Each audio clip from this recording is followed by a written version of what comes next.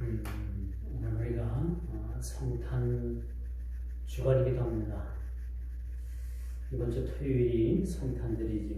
그리고 우리 26일은 성탄 주일입니다. 그래서 오늘을 기점으로 해서 이제 주구주 강림절을 우리가 마지막 주로 이렇게 맞이하고 다음 주는 성탄 주일로 지키고 또 공교롭게도 토요일이 성탄절이라서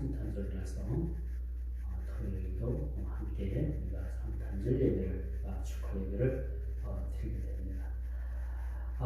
이제 오늘 이 본문 말씀 우리가 다시 한번 살펴보면서 비전을 먹고 사는 사람이라는 그 말씀의 제목입니다.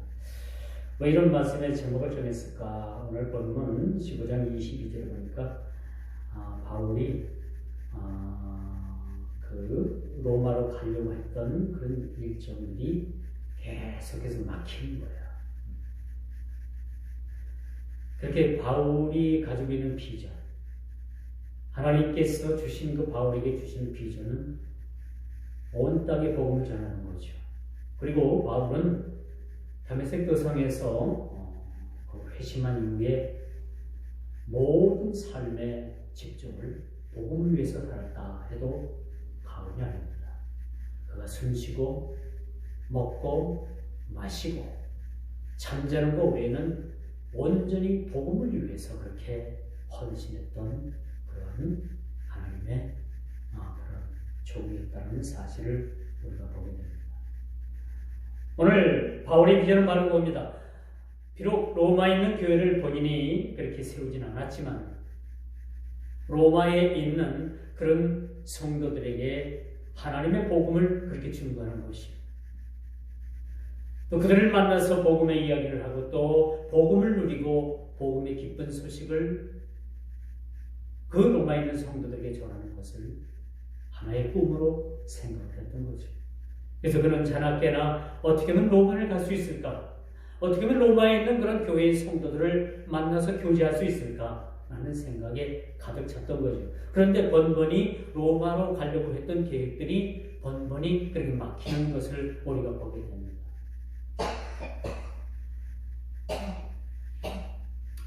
우리가 살아가는 데 있어서 우리가 여러분 알 것은 우리 모든 삶이 다 하나님의 뜻이 우리 삶에 그렇게 반영이 되어 있다는 거예요. 그렇죠? 우리가 잠자는 것이나 먹는 것이나 또 일하는 것이나 또 물품이 필요해가지고 그 쇼핑하는 것이나 또 좋은 사람들을 만나 교제하는 것이나 또 가족과의 또는 어떤 식사를 하는 것이나 모든 여정들이 다 하나님의 뜻 안에 담겨져 있다는 사실을 우리는 보게 되는 거죠. 그래서 우리 모든 여정이, 우리 모든 인생이 하나부터 열까지 모두가 다 하나님의 뜻 안에 담겨져 있다. 그리고 하나님께서 그 뜻대로 우리 인생을 이끌어 가신다는 거죠. 그러면 오직 나된 것은 나의 힘이 아니고 나의 어떤 물리적인 그런 일들로 인해서 그것이 진행되는 것이 아니라 모든 것이 다 하나님의 뜻대로 이것이 진행된다는 사실들을 우리가 기억을 해야 되는 거예요. 그래서 오늘 본문에 보니까 여러 번 그렇게 로마를 방문하려고 했던 계획들이 막혀지고 왜 이런 일들이 차질이 생겼을까요? 때마침 하나님께서 사도 바울을 로마로 보내는 것이 아니라 예루살렘으로 보내기로 작정한 일들을 오늘 본문에 그렇게 기록을 했죠. 제가 저번에도 말씀을 드렸습니다마는 예루살렘에 극심한 어려움을 당했어요.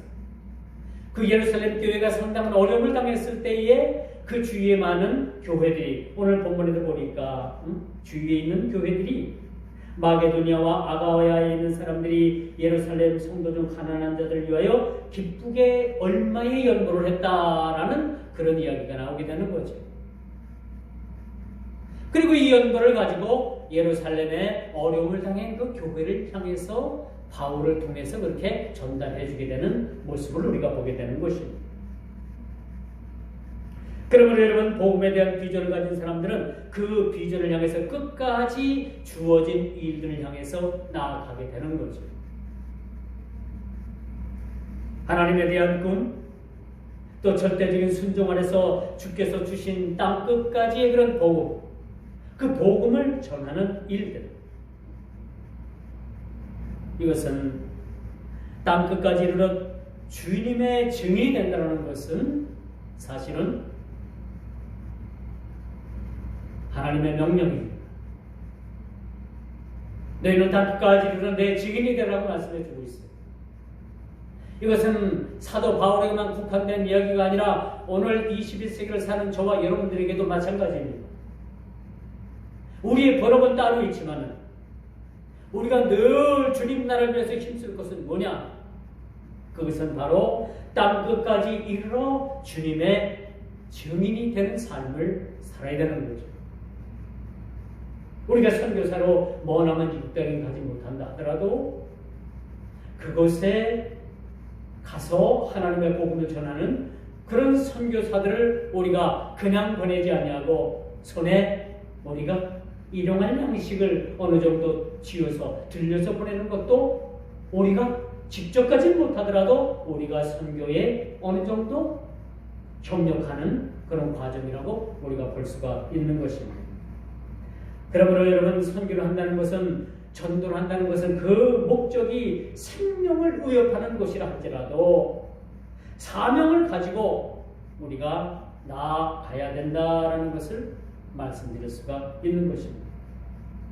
그러므로 여러분, 땅끝까지 이르러 내 증인이 되라라고 말씀하신 주님의 그런 깊은 말뜻을 우리가 새겨본다면 이런 뜻을 우리가 내포하고 있다고 우리가 생각을 해요.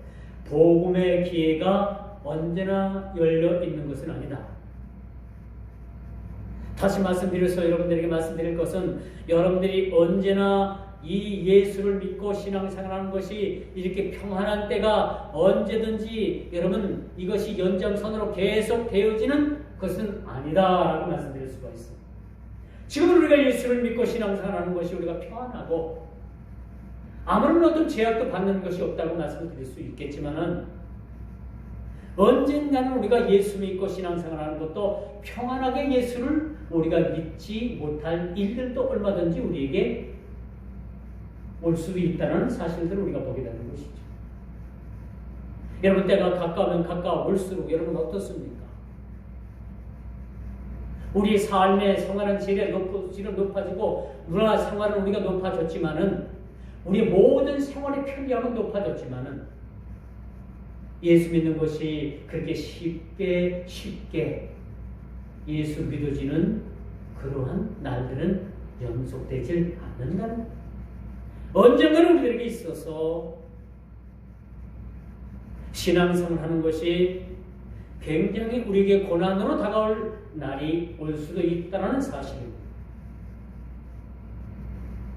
점점점 시대는요, 악해질 뿐만 아니라 교회를 향해서 모든 그런 조건을 달고서 점점점 교회를 향해서 세상에 그런 규제들이 옥죄어 올 수도 있다는 사실들을 우리가 보게 됩니다. 당장 오늘 우리의 현실을 보더라도 마찬가지죠. 이 코로나로 인해 가지고 우리 예배 인원을 줄여야 되고요. 교회에서 식사를 절대적으로 하지 못하게 하고요. 이게 뭡니까? 점점점 우리가 신앙생활에 있어서도 이러한 세상적인 규제가 이런 압박이 점점점 심하면 심했지 이것이 덜하지는 않는 세상에 우리가 살아가게 될 거라는 것입니다. 그러면 우리가 복음을 전할 기회가 언제나 열려 있는 것은 아니라는 거예요. 어느 때가 되면은 이 복음을 전하는 이런 일들이 막힐 수도 있다는 사실들을 우리가 보게 됩니다.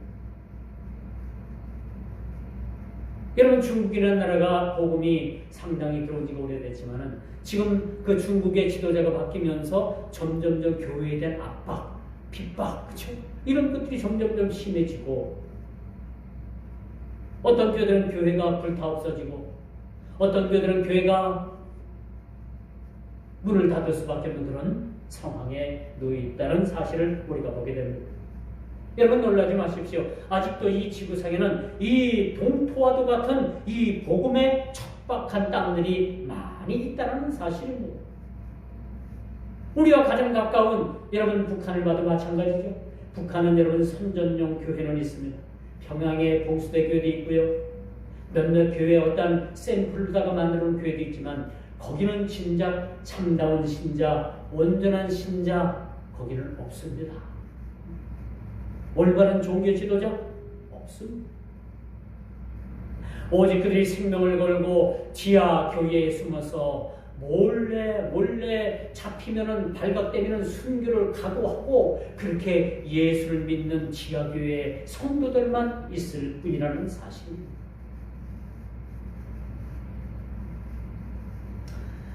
여러분 일찍이 대동강변에서 이 복음의 쪽지를 전해주고 그 자리에서 목이 잘려 참수를 당한 토마스 선교사를 여러분들이 잘 알 겁니다. 이 양반은 대동강에서 배를 타고 이 조선 땅으로 들어오다가 조선 수군에 잡혀가지고 그만 그 땅을 조선 땅을 제대로 밟아보지도 못하고 그 자리에서 잡혀가지고 그 목이 달아나는 참수용을 당했어요. 이 토마스 선교사는 영국인입니다. 이 사람이 그 자리에서 목이 잘려서 순교를 하고 죽으면서 이 사람이 품에 있던 그 쪽복음을 집어 던지고 목이 잘렸어요.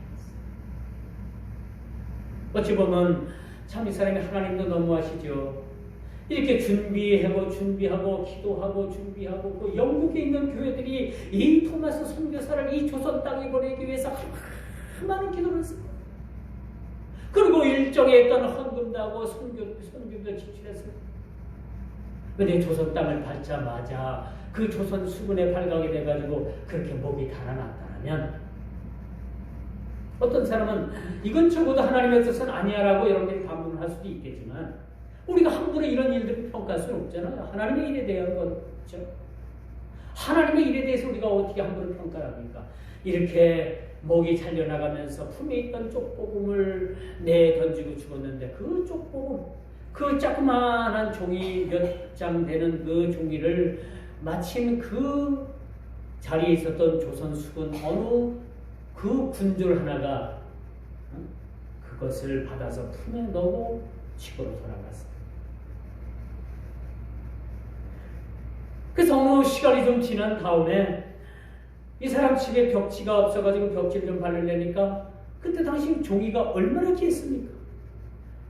이 토마스 선교사가 그렇게 죽으면서 내던진 이 쪽복음을 이것을 찢어가지고 한 장 한 장 찢어가지고 벽지로 붙인 거예요. 이 귀한 하나님의 말씀이 그냥 벽지가 된 겁니다.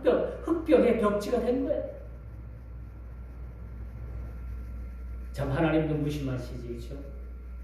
그런데 어느 날 이 쪽복음을 벽지로 붙였던 그 사람 눈에 뭐가 들어오기 시작을 하느냐?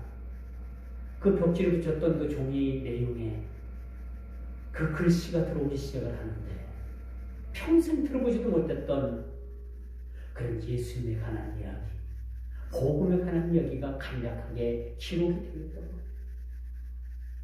그래서 이 사람이 나중에는 이 일로 인해서 예수를 믿고 그 가정이 예수를 믿었다.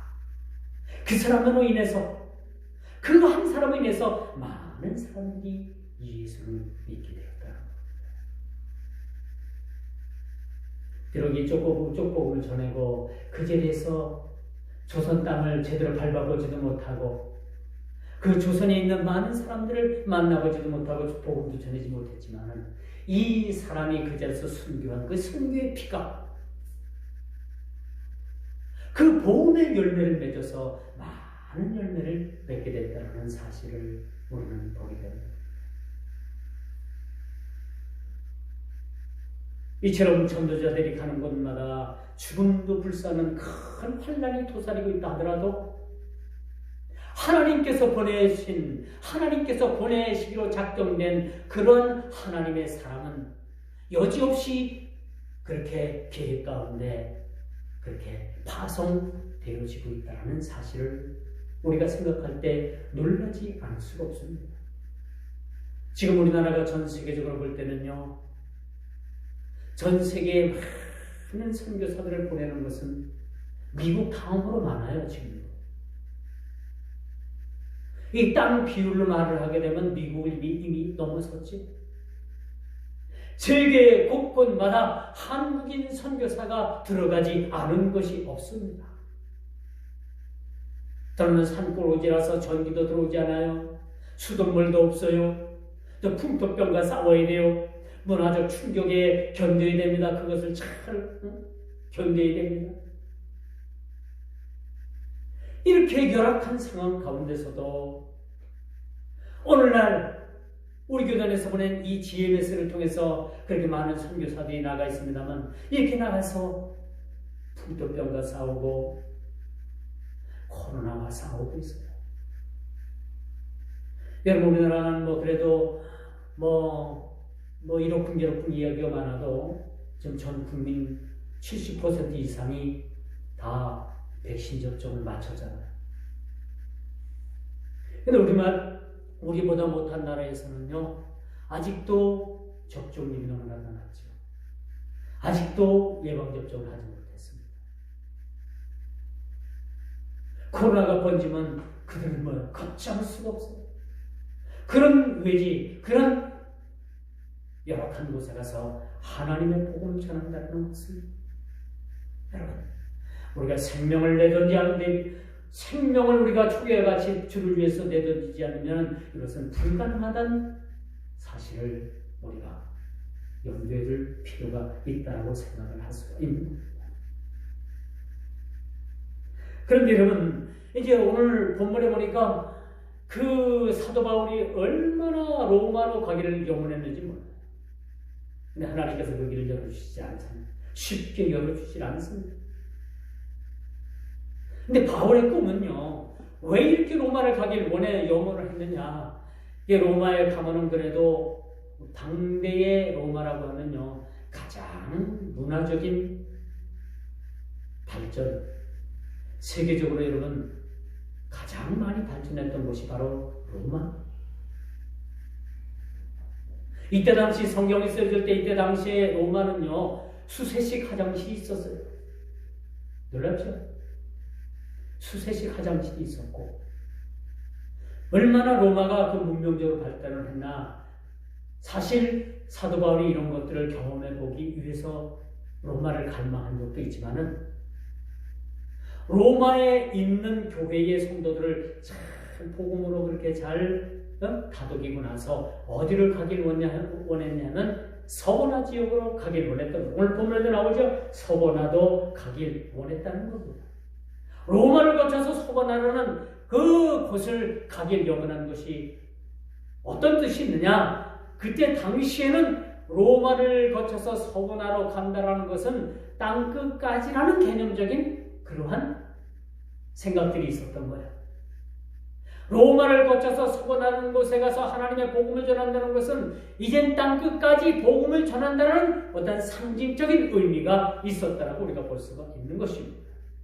그 서보나라는 곳이 어떤 곳이길래 바울이 그토록 로마를 거쳐서 서보나라는 그런 지역으로 가길 원했던가? 바로 그것은 땅끝을 의미하는 그런 상징적 의미가 있는 지역인 어떤 나라였냐? 지금의 스페인이라는 나라입니다. 지금의 스페인이라는 나라를 그렇게 로마를 거쳐서 사도 바울은 그것을 가길 원했다는 거예요. 그 스페인이라는 나라는 어떤 나라입니까? 땅끝이라는 상징적 의미를 가지고 있었던 거예요. 그곳에 가서 하나님의 복음을 전하면 그 자기 사역이 맞춰진다라는 그러한 생각을 가지고 있었던 것이 사도 바울이 가지고 있었던 생각이라는 거죠. 이걸 볼 때 사도 바울은 참 우리와 생각이 너무나도 조금 다른 생각을 가졌던 것 같아요. 그가 생을 마지막으로, 그가 인생, 그 모든 생명의 마지막을 사는 순간, 그 삶을 사는 순간까지 무엇을 계획을 했던가? 땅끝으로 상징되었던 스페인에게 가서라도 하나님의 복음을 전하고 자기 생을 마치는 걸로 그렇게 원했다는 사실. 물론 사도 바울이 스페인까지 갔는지 안 갔는지 몰라요. 이제는 나중에는 여러분 로마에 가서 바울이 그렇게 영원했던 바울이 로마에 가서 그것도 죄인의 몸으로 압송이 돼가지고 로마에 가서 살잖아요. 감옥에 가 살고 또 감옥에서 풀려났다가 또 2차 투옥이 됐다가 그때 바울이 로마 내로항제 때 아마 목이 잘려서 순교를 했다라는 그런 문헌이 기록되어 있습니다. 이게 실질적으로 본문처럼 로마를 거쳐서 서고나인 그 스페인을 갔는지 안 갔는지까지는 그런 기록은 없기 때문에 오늘 본문에 나오는 이 서고나까지 가기를 원했던 이 바울의 마음을 우리가 한번 읽어보자는 거죠. 이 바울의 마음을 우리가 완전히 그의 마음을 느끼지 못하더라도 일부분이라도 한번 느껴보자는 거죠. 그는 인생을 마감하면서까지 하나님께서 보여주셨던 그 비전, 땅끝까지의 복음, 그 복음의 종착지였던 서고나 스페인을 향해서 가기를 원했던 사실을 우리가 보게 되는 것입니다. 여러분 찬송가에 보면 아골골자까지 빈들에도 복음 전한다는 가길 원한다는 그런 찬송가가 있지 않습니까? 사실 그 찬송가를 부르면서 우리는 많은 부끄러움을 느껴요. 과연 우리가 하나님께서 얘기하시는 아골골자까지는 우리가 갈 수가 있는가? 아골골짝 하면 어떤 골짝이에요? 저주의 골짝이란 말이에요. 그곳에 것까지 하나님의 복음을 가지고 갈 수가 있겠느냐? 우리가 의문이라고 생각할 수도 있습니다. 오늘 본문을 보면서 우리는 사도 바울의 선교 열정을 우리가 다시 한번 읽어 내려가야 돼요. 오늘날 수많은 선교사들이 전기도 들어오지 않고 수도도 들어오지 않는 것은 오지의 땅에 가서 하나님의 복음을 전하는 것입니다. 그들도 편한 것을 즐길 줄 몰라서 그곳에 가서 하나님의 복음을 전하는 사람들은 아니라라고 말씀드릴 수가 있는 것이죠. 이처럼 우리가 하나님의 복음을 전한다는 것은 어떤 환경이나 조건이나 어떤 이유를 따지지 않고 하나님께서 우리에게 보여주신 대로 하나님께서 우리를 쓰시기 위해서 원하는 대로 우리를 보내주실 때 아멘 제가 가겠나이다. 그 복음의 상징적인 그 마지막 그 땅을 향해서 그 서거를 향해서 그 스페인을 향해서 우리가 가겠나이다라는 그런 선교적 열정과 각오가 우리 가운데 우리 마음속에서 이것이 불릴듯 일어나야 된다는 사실들을 오늘 성경은 우리들에게 그렇게 가르쳐 주고 있다는 사실을 우리들에게 가르쳐 주고 있습니다. 그러면 여러분 성화나라 선교를 위한 전략적 요청지로 로마 교회의 협력이 사실은 필요했던 겁니다. 그토록 로마를 가기 염원했던 그 사도 바울의 속뜻은 뭐냐? 그 로마를 발판 삼아서 하나님께서 보여주신 그 제시하신 그 서가나 땅, 그 비전의 땅, 그 땅 향해서 나아가게 되는 것입니다. 사랑하는 성도 여러분, 하나님께서 여러분에게 무슨 비전을 보여주십니까? 어떤 비전을 여러분들에게 보여주시고 계십니까? 어떤 비전을 하나님으로부터 여러분들이 봤습니까? 어떤 비전입니까? 하나님께서 50평 아파트 여러분들에게 비전을 보여주신 그런 비전입니까? 지금부터 더 잘 사는 그런 어떤 호화로운 문명의 생활을 즐길 수 있는 그런 비전을 주셨습니까? 아니죠. 하나님께서 그런 비전을 주기에 앞서서 저와 여러분들에게 사도 바울과 같은 그런 비전을 주셨는데 땅끝까지의 복음을 위해서 비록 저와 여러분들이 그 뭐라는 미국 땅을 가지 못한다더라도 그 가는 선교사들을 서포트할 수 있는 그런 선교사들을 그냥 빈손으로 보내지 않는 그 손에 들려 선교비를 얼마가 됐든 간에 그 선교비를 들려 보낼 수 있는 그런 선교의 협력자로 저와 여러분들을 부르셨을 뿐만 아니라 지금도 준비하고 계신다는 사실들을 믿으시기를 바랍니다. 다음 주가 선교 주간이기도 해요. 12월 여러분들 1년 12달 우리가 12번째 맞이하는 선교 주간이기도 합니다만 이 선교 주간뿐만 아니라 우리는 늘 하나님께서 주신 이 비전, 땅 끝까지의 이 복음, 이 전하는 비전, 바울이 로마를 넘어서서 그 스페인을 바라본 그 비전, 우리는 이 교회를 넘어서서 우리 교회를 넘어서서 또 하나의 선교사를 바라보고 또 하나의 선교 지역을 바라볼 수 있는 그런 비전, 우리 교회를 넘어서서 또 하나의 도울 수 있는 그런 연약한 교회들을 바라볼 수 있는 그런 비전, 이런 비전이 우리에게 사실 필요하다는 겁니다. 오늘 본문을 다시 한번 우리가 보게 되면요, 25절입니다. 26절입니다. 이는 마게도냐와 아가야 사람들이 예루살렘 성도 중 가난한 자들을 위하여 기쁘게 얼마를 연구하였습니다. 이게 뭐예요? 선교 헌금을 드렸던 거예요. 선교 헌금을 드렸다는 거예요.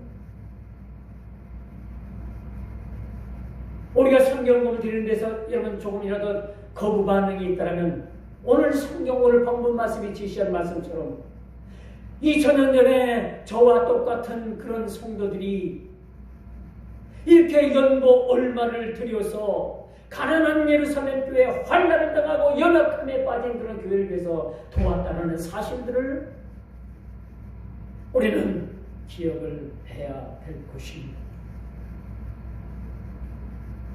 그 일을 위해서 어쩌면 우리에게 주어진 일들이 우리가 사는 이유의 존재가 바로 이것이었는지도 모릅니다. 오늘날 우리가 사는 이유가 뭡니까? 오늘날 우리가 존재하는 이유가 뭐라고 생각을 해요? 웨스트민스터 소율이 문답지 일말에 보니까 하나님의 영광을 위해서, 그와 더불어서 영원히 출고하고 그와 더불어서 영원히 우리가 기쁜 삶을 사는, 그게 인생의 제일 목적이라고 했습니다. 그렇다면 오늘날 우리가 사는 목적이 뭐라고 말씀드릴 수가 있을까요? 우리의 존재가 이유가 뭐라고 설명할 수가 있을까?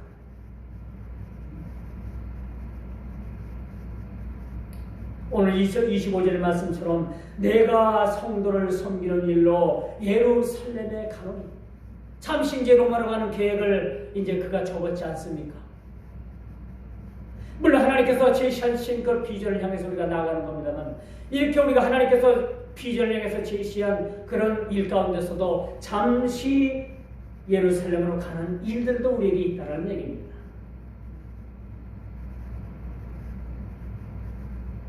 바울이 그렇게 꿈속에라도 가기를 소망했던 로마 방문을 뒤로 미룬 채 예루살렘을 방문하지 않으면 안 되는 이유가 오늘 본문에 그렇게 기록이 되어 있습니다.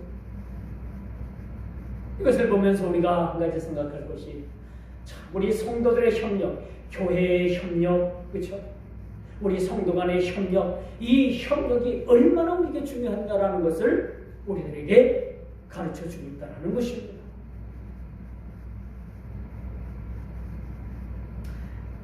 교회가 핍박을 당하고 어려움을 당할 때 우리 성도들은 분연히 믿음을 만나 일어나야 되는 것이죠. 분연히 우리가 믿음을 만나며 일어나야 되는 거죠.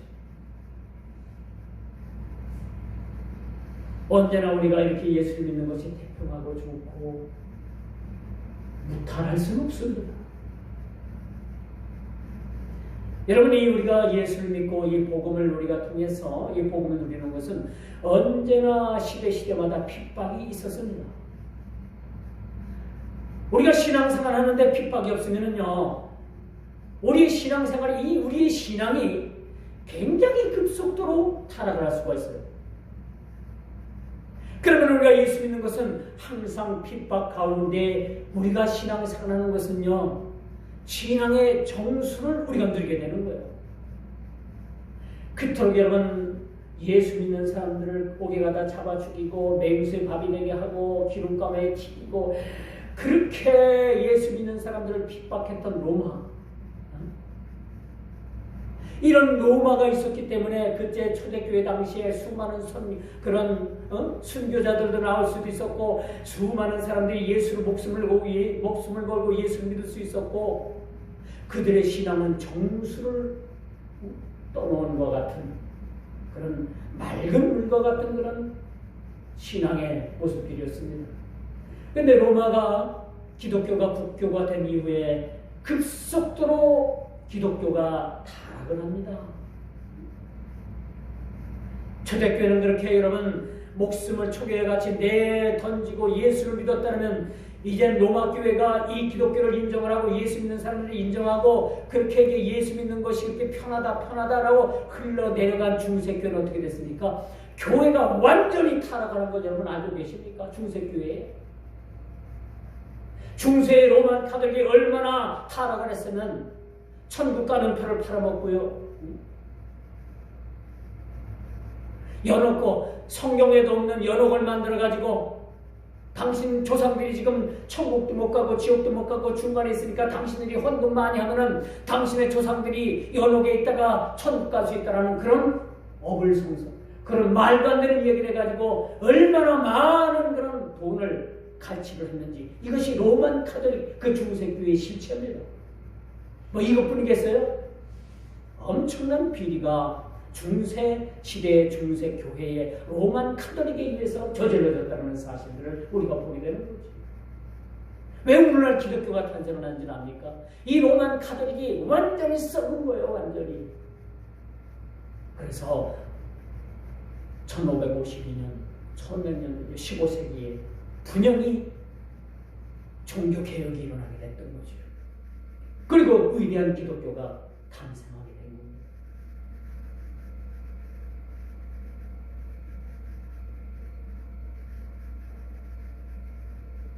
그러므로 여러분, 우리 초대교회는 이런 교회들을 간과하지 않았습니다. 힘에 겹도록 서로 협력했습니다. 예루살렘 교회는라고 하면은 예수님의 제자들이 머물렀던 교회예요. 사도들이 머물렀던 교회들입니다. 거기 베드로도 있고요. 쭉 아주 대단한 사람들이 있었는데 어느 날 이 교회가 기울어지기 시작을 하는 거예요. 어떻게 보면 교회의 모태라고 볼 수가 있잖아요. 그러자 그 소아시아에 있던 많은 교회들이, 마게도니에 있던 교회뿐만 아니라 뭐 여러 교회들이 협력해가지고 그 교회를 돕기 시작을 합니다. 여러분, 선교는 협력입니다. 물론 큰 교회들이 돈이 많아가지고 단독으로 선교사들을 보내고 그런 일들도 있지만은, 그렇지 못한 교회들은 서로 이 작은 교회들끼리 협력을 해가지고 선교사들 그 원하는 이국 땅에 그렇게 보내게 되는 거죠. 이제 말씀의 결론을 맺을게요. 한국 교회가 기독교 역사 이래 급성장할 수 있었던 것은 이름도 없이 빛도 없이 하나님 나라를 위해서 그렇게 여러분과 같이 섬겼던 사람들이 많이 있었기 때문에 한국 교회가 선교 올해 한 130년이 좀 넘나요? 1세기 조금 넘는 교회가 그렇게 폭발적으로 부흥했던 사실을 우리가 기억을 해야 될 겁니다. 이게 다 어디서 나온 거냐? 우리가 서로 긴밀하게 협력한 것. 내 것을 초대교회처럼 내 것을 내 것이라 하지 않고 그렇게 피땀 흘려서 그렇게 일구어낸 그런 물질을 나도 향 옥합을 깨뜨려서 예수님의 머리에 부은 그러한 마리아처럼 그런 헌신자들이 한국 교회에 많이 있었기 때문에 이렇게 한국 교회가 부흥했을 뿐만 아니라 세계적으로 볼 때에 단일 국가로서 가장 많이 선교사들을 파송하는 그런 나라가 됐다는 사실. 얼마나 우리가 감사한 일입니까? 수많은 그런 이름도 없이 빛도 없이 무명으로 섬겼던 그런 우리 신앙에 그런 선조들이 있었기 때문에 이처럼 한국교회가 지금도 코로나 팬데믹으로 인해 가지고 교회가 지금 완전히 상처를 입었잖아요. 깨진 교회가 얼마나 많이 있습니까? 지금 교회가 말도 안 해요. 가장 심각한 피해를 본 것이 교회입니다.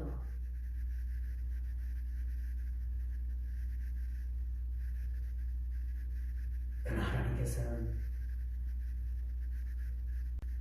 상처는 교회들마다 하나님께서 싸매주시고 고쳐주시고 회복시켜주시는 놀라우신 은혜를 지금도 베풀고 계신다는 사실들을 믿으시기 바랍니다. 선교사들은 죽음도 두려워하지 않았어요. 오늘 우리가 예수 믿는 것도 마찬가지입니다. 우리가 예수를 믿는 그 사실로 인해 가지고 삶과 죽음의 길에 선다 할지라도 우리는 단연코 죽음을 선택해서라도 이 신앙을 고수할 수 있는 돌비름의 신앙의 자세가 되어야 되겠다는 겁니다. 우리는 모두가 복음에 비친 자들입니다. 제가 전에도 말씀을 드렸습니다만 대동강변에서 토마스 선교사, 영국인 선교사가 그 족배를 타고 강을 건너서 이 조선 땅에 도착하자면 발을 빗는 순간에 그 강변에서 그런 처참한 그러한 죽임을 당했어요. 어찌 보면 무모한 일이 아닐 수가 없다고 볼 수가 있겠지. 어떻게 생각하면 이건 하나님의 뜻은 아니라고 생각할 수 있어요. 어찌 보면 이것은 너무나도 무모한 짓이라고 생각할 수도 있습니다. 그렇게 개의 죽음 당한 것 같았던 그 선교사의 죽음, 그 죽음으로 인해서, 순교로 인해서 그 쪽복음 한 장, 그 찢어진 쪽복음 한 장이 벽지에 붙여지고 그것이 사람의 눈에 띄어서 그것이 그 생명의 복음이 읽혀졌을 때, 그것을 깨달았을 때 그것이 그 마음에 불화산처럼 일어나서 거기서 생명의 복음의 진리를 발견하게 됐다는 사실. 이런 걸 볼 때 여러분 너무나도 미미하고 개죽음이라고 생각하고 너무나도 무모한 짓이라고 생각하고 이건 아니라고 생각하는 그런 시점에서도 하나님은 그 가운데 역사하시고 하나님은 그 가운데 일하신다는 사실들을 믿으시길 바랍니다.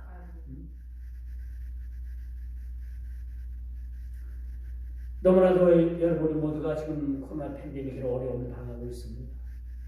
세상 사람들은 자영업 하는 사람들이 막 아우성들을 칩니다. 정부는 방역에 대해서 어떤 기준이 없다라고 비판이 쏟아집니다. 그러나 오늘날 우리가 다시 한번 이 복음의 열정을 통해서 우리가 상처 입은 많은 교회들과 더불어서 여러분 모두가 다시 한번 회복되어지는 회복의 역사가 그 놀라우신 하나님의 실체에 강력한 은혜가 우리 모두에게 임하기를 주님의 이름으로 축원합니다.